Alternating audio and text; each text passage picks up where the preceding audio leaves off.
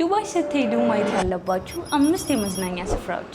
ፓርት 1 አንደኛ ዴዘርት ሳፋሪ። ዱባይ ከተማ ትንሽ ወጣ ብሎ በአረብ በረሃ ላይ የሚገኘው የስፍራ ወርቃማ በሆነ አሸዋ ላይ የግመል ግልቢያ፣ የመኪናና ባይክ ራይድ፣ የዳንስ ትዕይንቶች እንዲሁም ወደ አመሻሽ ላይ በከዋክብት ስር ሆነው ትዕይንቶችን እየተመለከቱ የባርቢኪው እራት እየተመገቡ የሚዝናናበት የመጀመሪያውና ተመራጭ ስፍራ ነው። ሁለተኛ ክሩዝ ዲነር። ይህ በዱባይ ማሪና ወይም ክሪክ በሚገኘው በመርከብ ላይ የሚደረግ የራት ፕሮግራም ሲሆን በመርከብ ላይ ሆነው እየተንሸራሸሩ ባለ 5 ኮከብ የራት ቡፌ በላይቭ ሙዚቃ ባንድ እየተዝናኑ ልብ የሚሰርቁ የዱባይ ማራኪና አስገራሚ ገጽታ እየተመለከቱ የሚመገቡበት ስፍራ ነው። ለፍቅረኛሞች ምሽት እንዲሁም ከቤተሰቡ ጋር ወይንም ከጓደኞቹ ጋር በመሆን የማይረሳ ጊዜ የሚያሳልፉበት ቆንጆ ስፍራ ነው።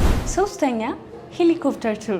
ከአትላንቲስ ፓልም በሚነሳ የሄሊኮፕተር ጉብኝት ሙሉ ዱባይን ከላይ ሆኖ እንድትመለከቱ የሚያስችላችሁ ሲሆን ቆንጆና የማይረሳ ጊዜ እንዲሁም ሄሊኮፕተር ጉብኝት ኤክስፒሪየንስ የሚያደርጉበት ቦታ ነው። አራተኛ ዱባይ አኳሪየም። በዱባይ ሞል ውስጥ የሚገኘው ይህ ትልቅ የመስታወት ዋሻ በውስጡ የተለያዩ ሻርኮች፣ አሳዎችና በሺዎች የሚቆጠሩ የባህር እንስሳ ዝርያዎችን በመስታወት ውስጥ ሆነው የሚመለከቱበት ቦታ ነው። ይህም ቦታ ከልጆቹና ከቤተሰቦቹ ጋር ሆነው ለመዝናናት ተመራጭ ስፍራ ነው። አምስተኛ ሚራክል ጋርደን። ይህ በዓለም ላይ ትልቁ በተፈጥሮ አበባ የተሰራ የምድር ላይ ገነት ሲሆን ከ150 ሚሊዮን በላይ አበቦችን በመጠቀም በቤተ መንግስት በልብና በአውሮፕላን ቅርጽ የተሰሩ ናቸው። በዚህም ገነት የገቡ እስኪመስሉ ድረስ በአበቦቹ ውበትና ቅርጾች ይገረማሉ። ስለዚህ በእነዚህ የዱባይ መዝናኛ ስፍራዎች ላይ የማይረሱና ደስ የሚሉ ጊዜ ለማሳለፍ ከፈለጉ ወርክዳን ቱር ኤንድ ትራቭል እነዚህንና ሌሎች የመዝናኛ ፓኬጆች ከተሟላ